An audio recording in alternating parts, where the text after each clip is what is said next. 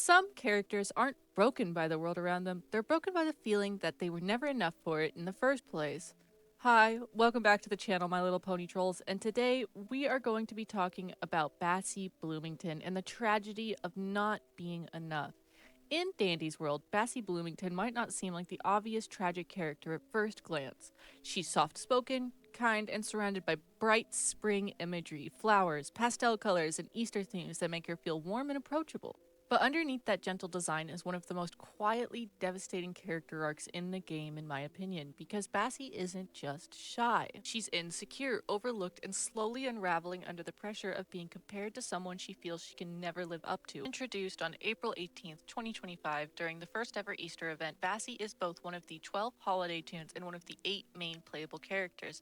Now, like all holiday tunes, she is only available to obtain during her event. This sets her apart as a tune tied to a specific moment rather than a permanent presence.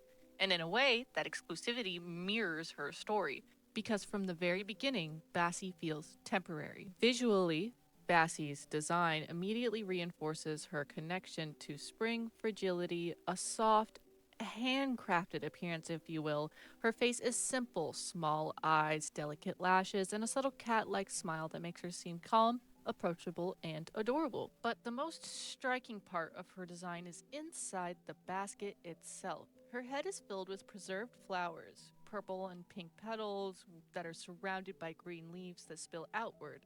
It's beautiful, but also delicate, like something preserved rather than alive. Her outfit continues this theme, a purple tank top paired with a skirt made of flower petals. Even her green striped socks, which are not on this for some reason, ties into her fully nature-based spring aesthetic. Everything about Bassie visually suggests softness, care, and something that can wilt. And that idea of wilting becomes even more important when you look at her personality. At her core, Bassie is deeply insecure. She's shy, timid, and consistently fidgeting. Small details that immediately signal discomfort, but what starts as a simple nervousness quickly reveals itself to be something much, much deeper. Bassie struggles with feeling inferior, especially when compared to Coco, the supposed fan favorite Easter character, and a lot of people see her as the better choice for the main role tune. And the most important part is that she knows it.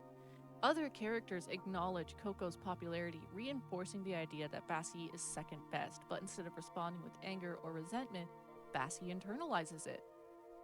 She doesn't hate Coco. In fact, in her new music video, Wilting, it shows her being kind to Coco, hugging her, even creating things for her. It's not hatred, it's envy mixed with admiration and the painful belief that she'll never measure up.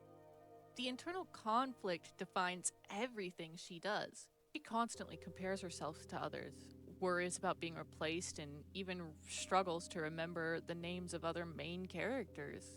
And when she feels like she's failing, she laughs, not naturally, but uncontrollably, awkwardly, almost desperately. It's the kind of laughter that makes others uncomfortable because it feels like she's forcing herself to seem okay when she clearly isn't. She cares about others, refers to them as friends, and genuinely tries to help wherever she can. She reassures herself that she's doing her part, clinging to the idea that being useful might make her worthy of staying, but that belief is fragile because no matter how much she helps, she never feels like enough. This is an internal issue, and that's where her dialogue becomes incredibly important. Through her interactions, you can see just how unstable her sense of self really is. Consistently repeats phrases like "I'm doing my part," almost like a mantra trying to convince herself that she belongs, but the repetition feels forced, like she's saying it more than believing it. Other characters try to comfort her, like Astro. She reacts unpredictably, snapping defensively one moment, then immediately apologizing the next, as seen here. It shows how overwhelmed she is and unable to regulate her own emotions.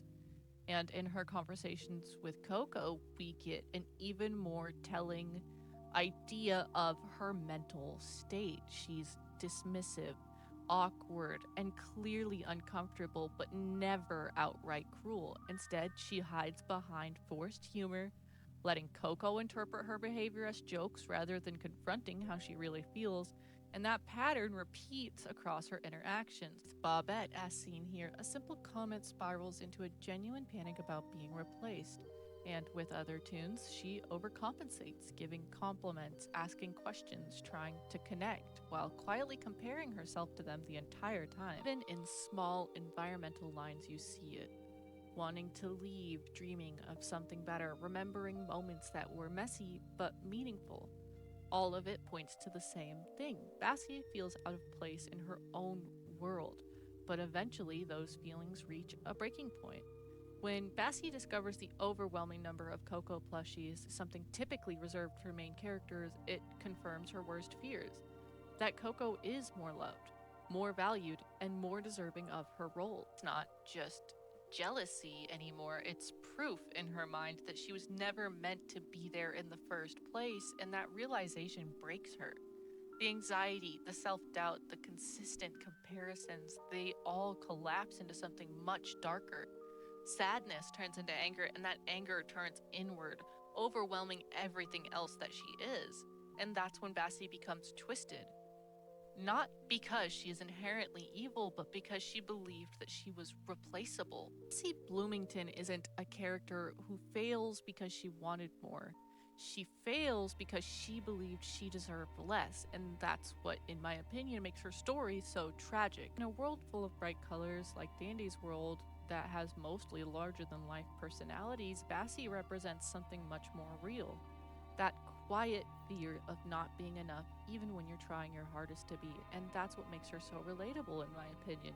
She is kind, she is trying, and in the end, she still thinks she doesn't belong. Maybe that's what makes Bassie's story hurt so much. Not that she changed, but that she believed she had to, because in the end, she didn't fall behind. She just never believed she was allowed to stand beside everyone else. All right, my little pony trolls. So that was my little video essay about Bassie. If you guys have another character you would like to see me do this kind of video on, go ahead and leave it down in the comment. Otherwise, I do have plans to do this again, more than likely with V, because V is my favorite, but who knows.